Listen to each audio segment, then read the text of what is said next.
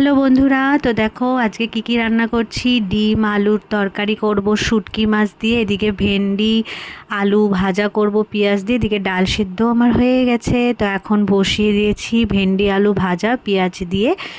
খুব ভালো লাগে পেঁয়াজ দিয়ে ভেন্ডি আলু ভাজা, একটু কাঁচা লঙ্কা দিব। আর এইদিকে দেখো আমার ভাজাও কমপ্লিট। এখন আমি রাঁধবো হচ্ছে ডিমের কারি করব। কি দিয়ে বলো তো? শুটকি মাছ দিয়ে, ভীষণ ভালো লাগে আমার।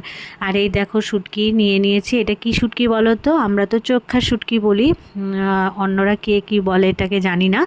আমাদের ঘরে চোখ্খা শুটকি বলা হয়। তো শুটকিটাও ভেজে নিয়েছি, আলু দিয়ে ডিম দিয়ে করব, যা স্বাদ লাগে খেতে। তো এখন দেখো আলুগুলো ভেজে নিচ্ছি, পেঁয়াজ দিয়েছি।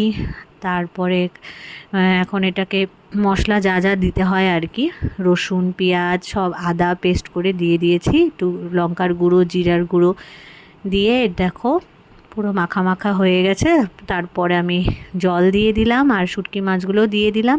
তো এখন একটু ফুটতে দিব, আর এটা একটু মাখা মাখাই ভালো লাগে খেতে। তো এই দেখো আমার রান্না কমপ্লিট। তো চলো সবাইকে টাটা।